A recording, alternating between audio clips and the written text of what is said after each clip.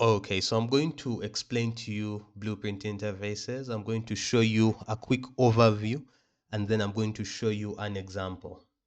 The quick overview is that a blueprint is a single object inside of Unreal Engine that you can manipulate. Now, if you want two objects to interact with each other, like a player and a box, an interface will let you do that. So the interface will act as a link between the player and the box and will allow it to pass variables and run functions. This is what it looks like. So just start by opening up a blank Unreal Engine project. I'm currently using the third person project over here. All right, so it opens up this sample project. So if you click play, we have this figure that we are in control of. That is the first blueprint. And now we simply need to create a second. So if you hit Control and space bar and you go over to a folder called third person, you will be able to find under blueprints a third person character. Now I created a blueprint that I called a box, and this is how I did it. In that same folder, I right click and then I simply headed over to blueprint class. I set it up as a pawn and I just called it a box. I'll call this example since I've already made the box. And if I drag it into the world, yeah, you can see it's really nothing. Okay, it's nothing. However, if I double click on it and then on the left side of components, I simply just added a quick box. No, I don't want a collider. What I want is a static mesh that is a cube. Cool. So now we have a cube static mesh. So let me drag the example over here. So now we have this static mesh in the world. And so we have our player character, and then there's this box static mesh, and we want them to talk to each other. That's where we'll use the interface. Now, making an interface is as simple as you right click, and then you want to basically, you can even just type it out, and you can type out interface, and it will let you select blueprint interface. You can see it there. And we're going to call this interaction. Actually, let's call it interaction capital underscore A. Okay, I'm just calling it interaction A. So if you double click interaction A, we are left with, it's basically a normal blueprint with one function in it. And I'm going to call the function interaction underscore A underscore function. Okay, it's going to be that simple. Let me put this here so we have access to everything. Now, to actually get this to work, we need to go over to the box, this over here, head over to the class settings, and after that, it's going to change the details menu. And under implemented interfaces, you'll see right now there are none. You simply add, and we want to find the one called interaction A. You can see it over there. So now we have interaction A added in as an interface. Then we'll simply compile. Now that we have that compiled, let's go into the event graph. And this is the event graph of the box. And now we simply want to call upon one event. Now to do that, all you have to do is check on the left. Notice that there is under interfaces interaction function, and you simply double click on interaction a function, and look, it has added the interaction a function to the world. So basically anytime that the interface is linked to, it's going to fire this off. Okay, so this is interaction a function, which is cool. And now that we have that set up, let's go into our let's go into our third person character. So for simplicity's sake, we're just going to add a quick hitbox around the character. and we want to have over here under components, we're going to look for a collider. So we'll use a sphere collision for this. That's a pretty small sphere. So simply going to the scale, locking the scale, and then increasing it. Also, why does this look like a heart? I think I'm in the wrong. Okay, yeah. Is it how I'm looking at it? Okay, yes, it's not a heart. It's just the way I was looking at it.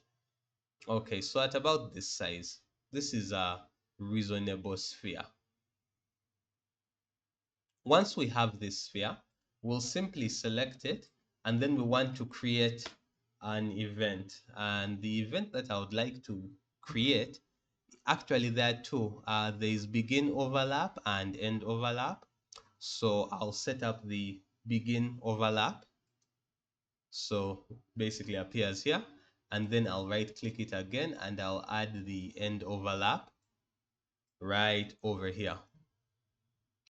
Now, at this point, all we have to do is on the event begin component overlap, we're simply going to drag out the other actor, and then we want to type interaction a function. Notice that it's going to lead to what they call a message.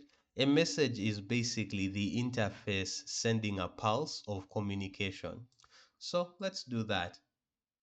So once you click that, now it's saying interaction a function should be fired off in the other actor, which is cool. So let's quickly go back to the box. Now we've gone back to the box and we are heading to the event interaction a function. Okay, this is the event. And we're going to start off by demonstrating a simple print string. And the print string is basically stating hello. So we'll quickly compile that. And then notice now if we go into the world and we head over to the box, it types hello in the top left corner. Let me show this to you now in real time. If we hit play here, I've set it up to debug the third person blueprint. And now let me just notice once I walk over to the box, it overlaps and fires. So that's working correctly as intended. That is good.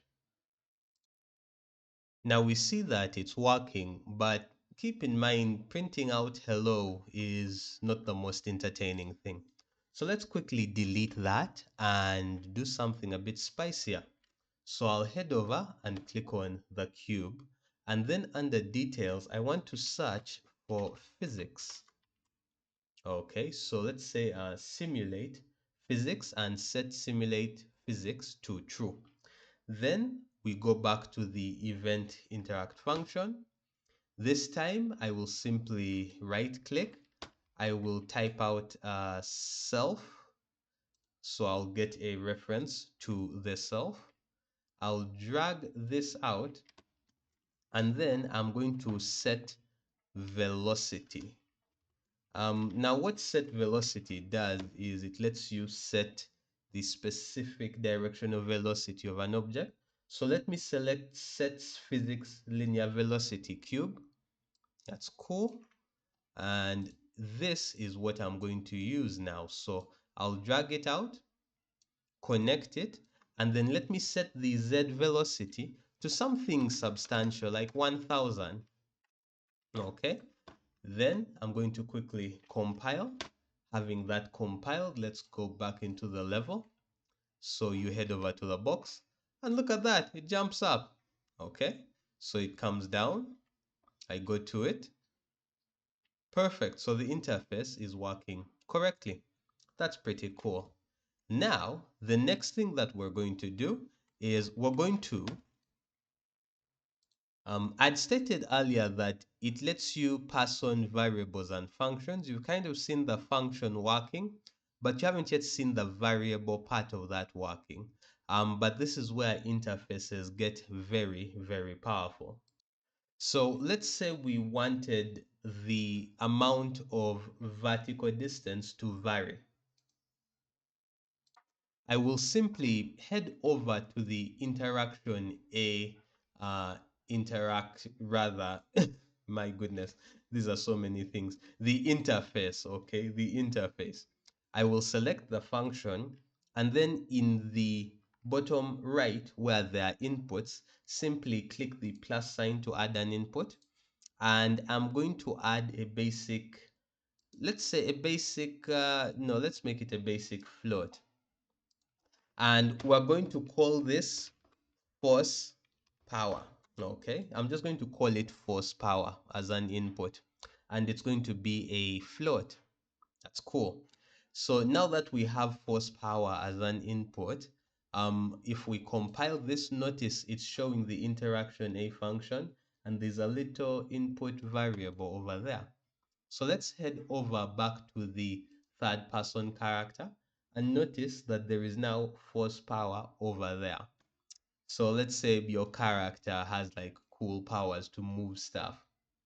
Now, the next thing we'll do is we'll head over to the variables of the player and we'll add one that is a float, and we're going to call it force power as well. There's no need to change that. Then we'll drag it out and we will get force power, and we'll link it up over here. Okay. Now for force power, once we compile it, currently force power is set to 0. So we're going to set it to something like 1. Okay. Then we'll head over to the box, and you can see that we now have access to force power here. We'll drag this out, and then we're going to add a multiply node, and we're going to multiply it by 1000. Okay, so we're multiplying our force power by 1000. Now to make sure we put the velocity on the right axis, we want to split this up, and then we'll connect it to the z axis, so that will be the number that comes out. And then now that we have this done, let's quickly compile. And if we go into the world right now, the moment you go near the box, it rises up. That's cool. However, if we go into our character, let's say the player character gets a power up, we can set that up at 2. And now all of a sudden, when we come in over here, let me zoom back out, notice how much higher the box goes. Okay, so the interface lets you send different information between blueprints. And of course, it's not all about going vertically. We can add in another multiply node. Okay, but we'll multiply by, let's say, 0 by 500 this time, and we'll connect that to the y-axis, and then we will yeah, that will pretty much be it.